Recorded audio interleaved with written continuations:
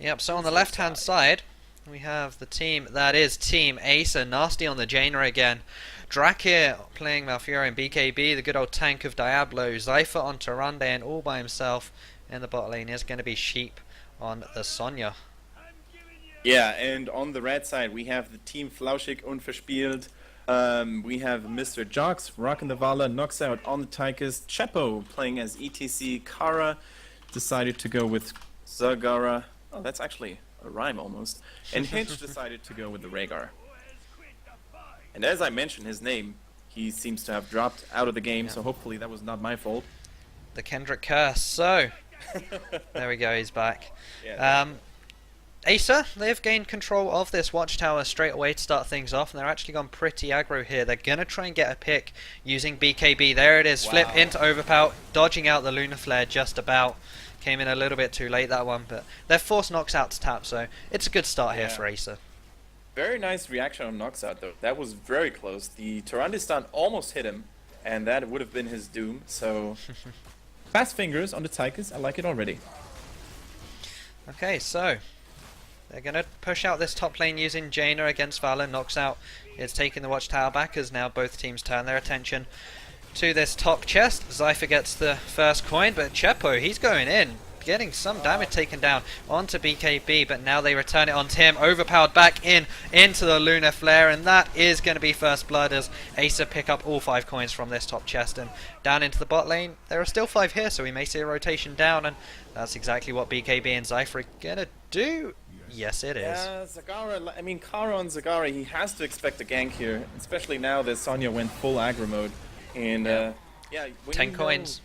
Like, there has to be a call in team chat where somebody says, you know, they got all the coins, they're moving bottom. Yep. And then you have to retreat, especially if you're on your own. So maybe a lack of team communication there, a little bit of overextension here by the Zagara player. But I mean, it's just early game. None or no team has established a massive XP lead just yet, so it'll be okay. Yeah, it will, and they don't want to hand in just yet, as BKB was like, get out of here, Hitch. Took quite a bit of damage for it, though. So, Draken now, he has 1 coin. They need to go down as a trio, but they will lose some XP in mid. So, Drakia finally now joining his teammates as they're going to find some opposition in Chapo here. Yeah, Chapo found out where the enemies are. He has to be a little bit careful here, because even That's the not being mightiest careful. ETCs, yep, could die to Tyrande, Diablo, and Malfurion come very quickly in the early stages of the game. But then they're going to trade back here. They're 4 versus 3. Knocks out is the first one to engage. The snare is going to hit up 2 members and stop them getting in. But Chepo isn't done yet. He power slides in. Face melts Diablo off of his mount. As at least they've denied the initial hand in here. But they're going to need to do it again. As Acer, they were soaking all 3 lanes. Or at least 2 lanes. 1 lane more than Flauschig were. I mean, they had to withdraw people from the lanes in order to contest the pay-in. And that, of course, was ideal for Mr. Nasty on the Jaina here to soak that top XP. And you can now see half a level lead, you know, approximately. So, slowly but surely, Team Acer is getting a little bit of a lead here. There we go. Yep. Gave the D, Mr. Malfurion. Jaina taking quite a bit of damage there from Jax. I mean, if only Vala had the ability, Counter-Strike could be able to leap in, stun up Nasty, but hey, that's a different game. Just going to be waiting for this wave to get to the tower just so Nasty doesn't have to go into the vision Meanwhile, on the bottom of the lane, tower. Yeah, bot lane. Gank is coming in, but Kara gets the extra move speed on creep, able to get away from that one.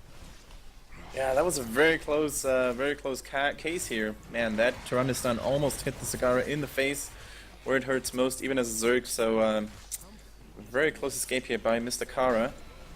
And this time around, BKB won't be facing any opposition here. He's just gonna get the pay-in, and rightfully so. There we go. Yep, so we haven't really spoken much about talents here, but Yeah, sure. in previous games we've seen Valor take the trait-based talent at level 4, the one where you deal more damage every third, you deal bonus damage every 3rd attack to the same target. This time we're seeing Vampiric Assault get taken, so really going for a sustain kind of build here. Going to be less reliant on the Rhaegar, who will probably be looking towards Zagara, Tychus and ETC for healing, so she's going to be self-sustaining herself. Yeah, maybe she doesn't trust her healer too much. Maybe it's just, you know, another reason for her to take that Vampiric Assault. But all in all, I think it's a very solid, auto attack build so far. And by the way, I love these new icons on the Yeah, Vala. they are so good. And there it is. Going to go for when 10 stacks of Hatred, she gains more move speed coming in. But the bot lane, I believe Kara may have got caught a little bit again. Yeah, Zagara is not having an easy time here. They won't give her a break. That Tyrande keeps lurking around bot lane, trying to get that golden stun off to kill that target. But speaking so of targets, Zypher is one of them. BKB coming to the rescue here. Gonna flip knocks out back, but Zypher doesn't have too many skills off of cooldown. Kara now joining them. Gonna turn their attention to BKB. He's gonna get some Hydralisks onto him, those hunter killers. As now Rhaegar, the bonus attack damage, the slow. They're gonna try and go onto him. BKB dodging out the grenade. Wow. Not sure if that was pure luck or pure skill. There is no way BKB did that on purpose, but it looked super flashy. And if that was on purpose, man, then BKB from now on is all credit to him. Role model, because that was insanely good. Speaking of BKB, he's turning his attention to Zagara, who will fall. But I guess it's okay as Knocksout's getting a hand in, and they drop Jaina in the top lane. There we go, and that'll balance out the XP ratio quite a bit here. That should at least make them 9.5 here with the 2 towers, maybe even get some damage on the forward. This definitely brought them back into the game and brings them a lot closer to level 10, because that's going to be, the next milestone that you definitely want to get. Yeah, the problem here is that Acer just hit level 10, and B, Acer already have the mid keep fallen, whereas this won't get taken down here. With the bombardment, and Malfurion has the mule just to heal it back up.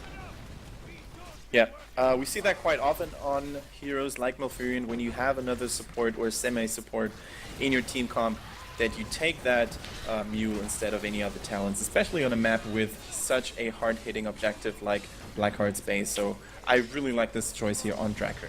Yep, so we just saw a leap into Lunar Flare, into Overpower, onto Zagara in the bot lane, and this is the second game I've casted of Sonya, so I just thought I'd say this again. When I worked the event for Blizz at EGX the other day, Sam Dempsey, one of the community managers, was saying that on Sonya's release, all hell broke loose in the office. They were all wanting to play Sonya, and whenever one of them used her heroic, they would just shout out, "Ah!" Yeah, the Sonya thing, the Sonya scream. So you can just imagine, like, 50 Blizzard employees just playing Sonya, just random calls of Sonya's ult just going off in the office. Like, that would have been such a great environment to be in. And I mean, that Sonya warcry is intoxicating. I remember back in the days when Kripparrian actually used to stream Heroes of the Storm every once in a while. The chat was going crazy every single time. So yeah, that was definitely good times to be had. And now Acer might get ambushed here. Oh my god. Acer, look at where Chepo is. There it is, BKB going on to Knocksout. The Maw is going to miss everyone. It's used purely as blocking here. Sheep can't get in. The snare going down. Starfall, Apocalypse being used. BKB and Sheep getting snared up. Chepo is the man getting ulted, as we're now seeing Jax join in. He has the Rain of Vengeance. They are going to be able to drop Sheep as well in here. It's a 2-for-1 exchange in the favour of the German side, and they will take this trade with open arms. And this has to boost their morale and self-confidence so much. This was a flawless team fight almost. If Zagara had survived, it would have been in an even better position. But as it is, they managed to kill people from Acer who have been recklessly trying to get these mercenary camps. I don't see why you would do that. 12 coins on Chepo. Yeah. He can get a hand in by himself here, but the Owl will stop him, as in fact they're going to try and trade back on his stage dive is up, and it's going to come in here, perfectly timed onto Malfurion. He's getting power slid, face melted back, but Hitch is very low. He has no ancestral healing. Odin is still available here for Knocksout, but he's getting stunned up. He's going to get taken down by Sheep. This is bad. Chepo needs to survive. 13 coins now go over onto the side of Team Acer. A little bit careless there, stage diving in when you had such a bounty on your head. Jax is now going to fall, and they had such a great team fight before, and then that happened. Yeah, and then they gave it away. I mean, they had the upper hand. They had 12 coins, which is, oh, by the way. Leap onto Zagara here. They're going to try and get onto him, and they will indeed with that last hit from Sonya. That's what I was saying, ton of damage. Zagara still had a good 15% of her health back up until the Seismic Slam came in. And of course we've got that Seismic Slam damage and cost increased by 40%, splash area 100%, splash damage to 100%. Just so much damage coming out of this Sonya now, and of course it's Sonya. People aren't too used to playing against her, so can really surprise teams. You know what I'm actually wondering, Hoss? Go on. I'm wondering whether people like Sheep who play Sonya in a competitive environment are actually screaming the battle cry while they're jumping themselves. What do you think? No. Well, I'm going to interesting. ask it right after the game. Interestingly enough, Team Acer were one of the first EU teams to play Sonya back when A Pony was in the team. If you recall, I remember them bringing it out in one of the first few weeks of the Major League, where they were going through their team changes, and they pulled Sonya out, and they actually almost beat El Nexo with it. But if it not were for a DC, they would have done. So they're still showing that they like this pick. Sheep is the one playing it today, as now talents are even, as the German side now look to show their dominance by grabbing this watchtower, and in fact going up to try and gank this Jaina, and Nasty is very low, trying to sprint out, dodges out the power slide. Very nicely timed sprint. Yeah, that's the reason, guys, why sprint is so important on a hero like Jaina. You don't have like an escape spell built into your kit, so you have to take a talent for it, and it literally saved his bottom. So I really like that sprint. I like the way he picked it. I like the way he used it. Really nicely done. Also, I think level 13, though, is a very important talent for the ETC player, because you get that Uber Rockstar. Yes. And this is just such a crucial and important movement boost to your whole team. Speaking of boosts to your team, Acer are going to say, no, Valor, you're not getting any attack speed boosts from your Rancor. We're just going to take double imposing presence to stop you auto-attacking, and that's the perfect thing against this auto-attack Valor build. You've got the Hatred attack speed increased, you've got the Vampiric Assault, you've got the Hot Pursuit, and you've got Giant Killer. That damage is nullified. This is a ham ETC going straight in there. The three-man Apocalypse there. Kara and Chepo get taken down. Starfall being used to increase the chase. Sheep locking on to Noxite. He will fall as it's Jax and Hitch left here. They are getting some slows off because of the Jaina, but it's not enough. The stun, however, is good. That's Jaina dead. Hitch now getting overpowered back into the team, and there it is. 5-0 with this boss. Bit of a rushed engage there. Desperation play coming out from Chepo, and it's really cost his team. Yeah, they had a bad timing on that call. I mean, ETC popped his stage dive a little bit too late. His team wasn't there yet, so they were just stuck between a rock and a hard place here. Nowhere to go, nowhere to run. And pretty much Team Acer just turned on the vacuum cleaner and, you know, just got rid of the whole Flauschig team. The Germans a little bit of in a tough spot here, but it should not be game yet. They should be able to hold this for now. They're going to lose a keep here. And looking at the coins, we have 26 on Acer, so it's safe to say they're going to get another pay in here, which is first of all going to go grab this mid keep, and then it's going to go down and take, it will do some good damage onto bottom keep, but it won't get rid of it, as Acer is setting up another gank here onto the easy camp. Last time they tried this, it went sour. This time they have a talent advantage, they have 3 levels, it's pretty safe. And that's always the sign of a good team, right? They learn from their mistakes. Yeah. They won't do the same mistakes twice. And this time they were a little bit more cautious, even tried to set up an ambush there. And however, they knew where the enemy was because, of course, their minions scouting on the lanes. So really safe plays. They got a turn in. They got a broadside from the cannons on the pirate ship. So this should be getting very close to GG. It's 4-level lead for Acer. They'll be 20. Really soon. I can't see Flauschig win this in an open team fight. They have to catch someone off guard. They have to get another ambush going like they did in the past. In a conventional playstyle, this will be very hard. Yeah, so they survive another bombardment, but one more and it's probably Goodnight Vienna. Or Goodnight Berlin, Goodnight Cologne, Goodnight Munich for the Germans. As how many coins do we have here? We have 8, 10, 16. They need 2 more. So they're going to go to their easy camp. And then it's going to be the last resort, the last ditched effort for the German side. They may be fluffy, they may be playful, but are they strong enough to take a 16 to what will be 19, maybe even 20 fight here? That's the question. Yeah, let's actually take a look at these 16 talents that the guys from Flauschig and Verspielt go with here. Nothing out of the ordinary. They have to force a fight now. And this is it, but they can't force a fight when Kara gets absolutely melted there by the Jaina. And that's the power of Jaina. That's the power of Jaina, and that's also the power of not knowing when to wait for your team and when to just go ham. I mean, all 5 members were at the turn-in point, so there was no way they would get additional XP. So the rush to face them before they were 20 was not necessary in this particular moment. But of course, it's easy to say that when you're casting a game from a bird's eye view. Hindsight's 20/20 and all that. Yeah.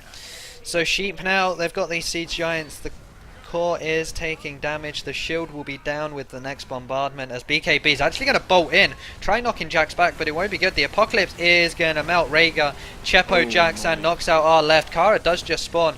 That's ETC down. 3-man more is good, but they can't really do much. I mean, look at this. The Starfall's going down onto the core. The bombardment as well.